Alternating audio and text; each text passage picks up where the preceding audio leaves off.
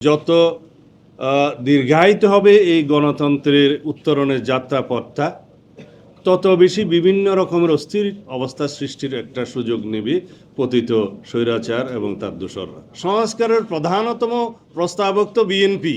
যত দিন যাচ্ছে তাতে আমাদের মনে হচ্ছে যেন গণতন্ত্রের উত্তরণের এই যে যাত্রাপথ, এইটাকে যেন আরও বেশি দীর্ঘায়িত করা যায়, সেই জন্য কিছু কিছু কূটকৌশল প্রণয়ন করা হচ্ছে। এই বিষয়টা আমরা জাতির সামনে বলতেই থাকি যে আপনারা গণতান্ত্রিক রাজনৈতিক সরকার প্রতিষ্ঠার জন্য, আমাদের প্রতিনিধিত্বশীল জাতীয় সংসদ প্রতিষ্ঠার জন্য যত দ্রুত সম্ভব গণতান্ত্রিক প্রক্রিয়াকে ত্বরান্বিত করুন।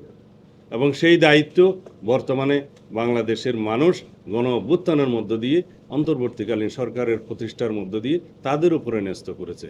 এবং আমরা এখন যদিও এনে বিনে তাদের পক্ষ থেকে আশ্বস্ত হয়েছি যে তারা ডিসেম্বরের মধ্যে জাতীয় সংসদ নির্বাচনের জন্য তাদের সমস্ত কর্মকাণ্ড সাজাচ্ছেন, কিন্তু সেই কর্মকাণ্ডগুলো প্রকাশিত নয়। সেই কর্মকাণ্ডগুলো জনসমক্ষে প্রকাশিত এবং দৃশ্যমান হতে হবে যে আমরা আসলেই সেদিকে যাচ্ছি কি না।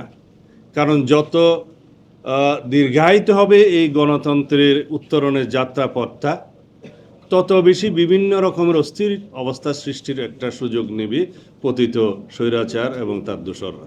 সেই সময়টা যাতে দীর্ঘায়িত না হয়, সেটাই হচ্ছে আমাদের প্রস্তাব।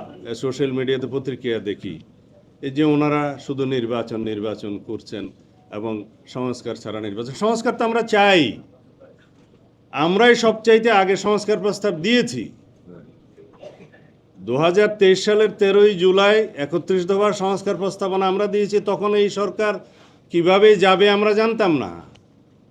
আমরা প্রস্তাব দিয়েছি ফ্যাসিবাদের পতনের পরে, আমরা যারা ফ্যাসিবাদ বিরোধী সংগ্রামে লিপ্ত আছি, ফ্যাসিবাদ বিরোধী গণতান্ত্রিক সংগ্রামে আমরা যদি জয়ী হই, তাহলে আমরা সবাইকে নিয়ে সেই সংস্কার প্রস্তাবগুলো বাস্তবায়ন করব। একটি সমৃদ্ধ গণতান্ত্রিক রাষ্ট্র নির্মাণের জন্য সমস্ত রাষ্ট্রীয় কাঠামোগুলোকে আমরা গণতান্ত্রিক সংস্কার করব।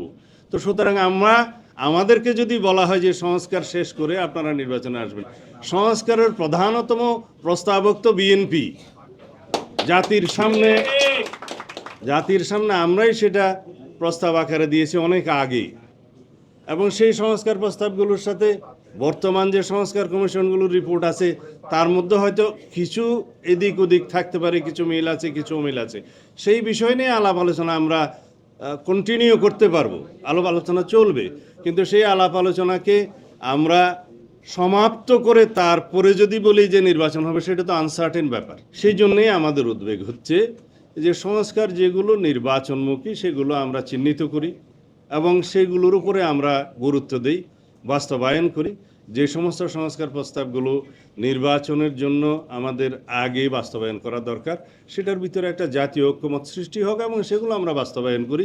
এবং আমরা একই সাথে নির্বাচনের প্রস্তুতি সহ নির্বাচনের রোডম্যাপ আমরা প্রদান করি। লিলি হালাল বিউটি সোপ, বিএসটিআই কর্তৃক সনদপ্রাপ্ত দেশের প্রথম হালাল বিউটি সোপ, দীপ্তিময় উজ্জ্বল ত্বকের জন্য। এবং তার প্রেক্ষিতে জাতি আশ্বস্ত হোক, জাতির মধ্যে একটা অস্থির ভাব আছে সেটা চলে যাক এবং অর্থনীতির অস্থিরতা চলে যাক, অর্থনীতির সমস্ত সরবরাহ ব্যবস্থা যেন নিশ্চিত হয়। এই প্রস্তাবগুলো আমরা দিয়েছি, কিন্তু এখানে আমাদের যত দিন যাচ্ছে তাতে আমাদের মনে হচ্ছে যেন গণতন্ত্রের উত্তরণের এই যে যাত্রাপথ, এইটাকে যেন আরও বেশি দীর্ঘায়িত করা যায়, সেই জন্য কিছু কিছু কূটকৌশল প্রণয়ন করা হচ্ছে। সেটা থেকে যেন আমরা বিরত থাকি, সেই আহ্বান সংশ্লিষ্ট সকলকে জানাচ্ছি।